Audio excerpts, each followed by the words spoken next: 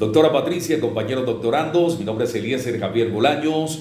Los invito a acercarnos a la cosmogenia de los pueblos escandinavos desde la óptica de la mitología nórdica. Acompáñennos.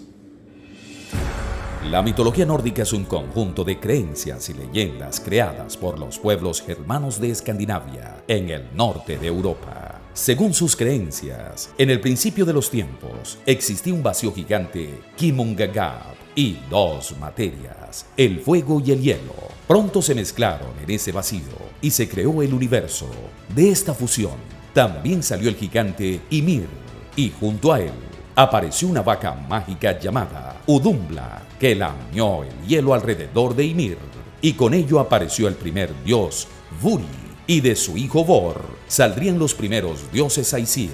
Los principales de esta mitología como son el dios Odín. Este, con la ayuda de sus hermanos, mataron a Ymir y con su cuerpo construyeron Midgard, literalmente la Tierra Media, uno de los 9 mundos del universo mitológico nórdico. Estos 9 mundos estaban ubicados en diferentes ramas de un enorme fresno, al que llamaron Yggdrasil.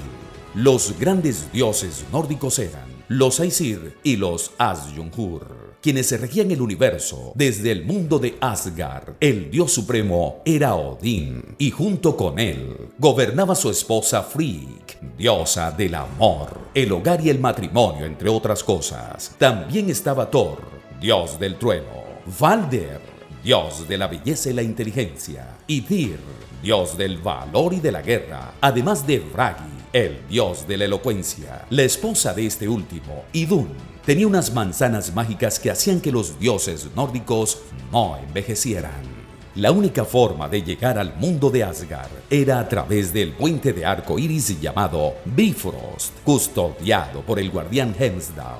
Otros dioses importantes eran los Vainir, más relacionados con la naturaleza. Vivían en el mundo de Vanaheim, y los más importantes fueron Njord, dios del viento y el mar, y su esposa Skadi, una diosa cazadora y del invierno. Sus hijos fueron Frey, dios de la fertilidad, y Freya, diosa del amor y la belleza. Freya, además, era la reina de las Valquirias, unas guerreras celestiales, cuya misión era llevar al Valhalla a los héroes caídos en la batalla, donde los esperaban un banquete eterno de hidromiel y placeres varios. Como curiosidad, de algunos de estos dioses vienen los nombres de los días de la semana en inglés. De Tyr, Tuesday; de Thor vendría Thursday; de Freya, Friday.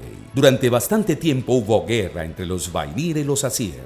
En el mundo helado de los Jotunheim vivían los Jotun, los malvados gigantes del hielo. Existían también los gigantes del fuego, quienes habitaban el mundo ardiente de Muspelheim.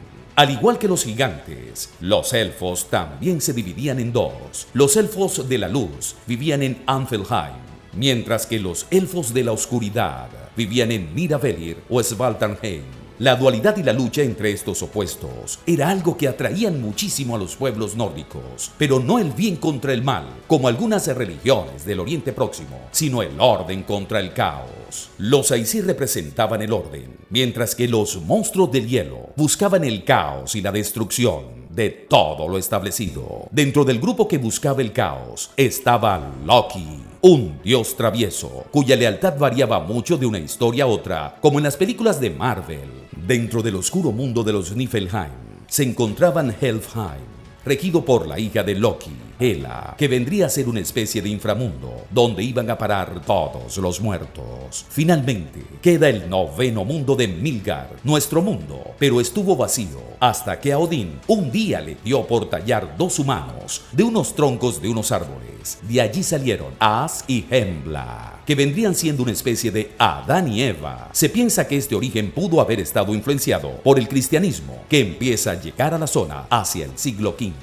Hasta la llegada del cristianismo, las tribus germanas aldeas raramente levantaban templo a sus dioses. Como muchos hacían túmulos, algunos altares dentro de las casas o iban directamente al bosque. Aún así, se piensa que algunas regiones como Uppsala, en Suecia, se convirtieron en grandes centros de peregrinación y adoración. Se habla de un templo de madera con estatuas de Odín, Thor y Freya, el cual puede verse en un capítulo de la serie Vikingos. También en esta serie podemos ver cómo estas tribus realizaban sacrificios humanos. No está del todo claro si lo hacían regularmente o solo en momentos muy puntuales, pero lo que sí era común en ellos era sacrificar cerdos y caballos y otros animales para salpicar de sangre a quienes querían purificarse. Luego se comían la carne junto con un buen vaso de hidromiel.